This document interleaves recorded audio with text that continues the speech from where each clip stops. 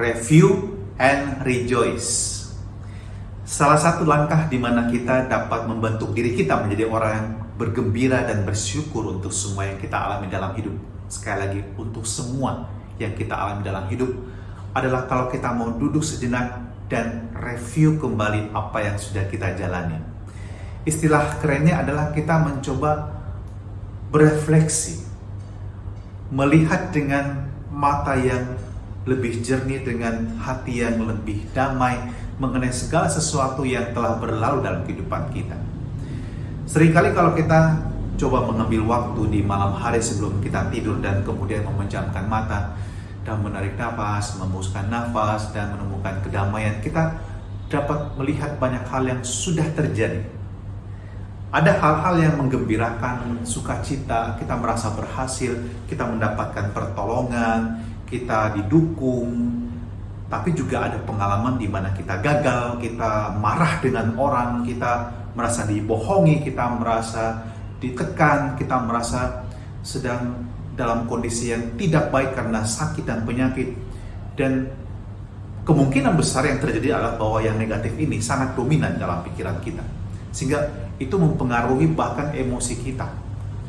Nah, ketika kita review sesuatu, baiklah bahwa kita juga tidak menghilangkan sama sekali pengalaman negatif dalam hidup kita, sebab itu adalah fakta yang sudah kita jalani. Tetapi perlu kita garis bawahi adalah untuk dapat mengalami hati yang bersyukur itu, kita harus lebih menggaris bawahi dan menimba kekuatan yang positif dari pengalaman yang positif pula, dari keberhasilan-keberhasilan kita, dari sesuatu yang sungguh memberikan kehidupan kepada kita, sehingga kita dapat menjaga emotional hygiene kita, kesehatan emosi kita sendiri.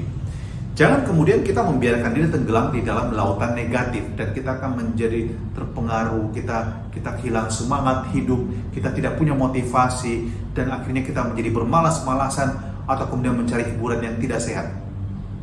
Yesus hari ini mengajak para murid-muridnya untuk review kembali pengalaman mereka. Mereka diutus untuk mewartakan Injil, menyembuhkan orang sakit, mengusir setan, dan mereka pulang dengan sukacita. Tapi itu bisa terjadi karena mereka melihat ke belakang apa yang mereka alami. Banyak pengalaman sukacita dalam karya pelayanan mereka. Tentu juga ada pengalaman di mana mereka akan ditolak oleh orang-orang yang mereka jumpai. Tetapi kekuatan dari melihat pengalaman positif dan memaknainya adalah dari situ kita akan menimba kekuatan yang luar biasa untuk perjalanan kita ke depan.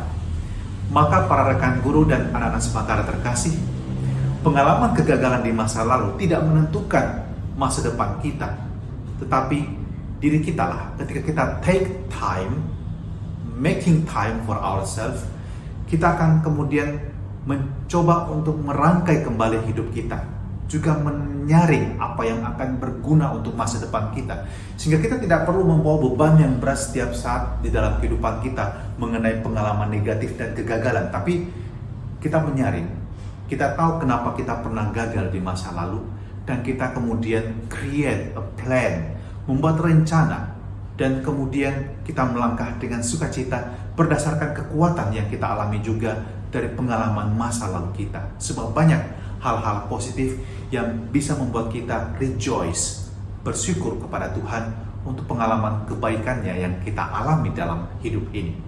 Maka setiap hari juga, selain merefleksikan masa lalu, perlu juga mengambil waktu dan alamilah sesuatu yang indah dalam hidup ini.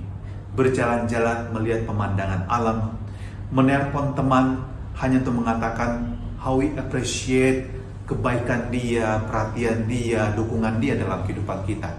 Itu akan menumbuhkan dan mengalirkan energi positif dari pengalaman hidup kita sendiri kepada orang lain, supaya orang lain juga dapat hidup dengan penuh syukur dan mengatakan, oh, saya ternyata telah melakukan banyak kebaikan juga untuk orang lain. Bapa dalam surga, dalam kehidupan ini kami menjumpai banyak orang dan juga mengalami banyak pengalaman hidup, entah yang menyenangkan, entah juga mungkin yang sulit.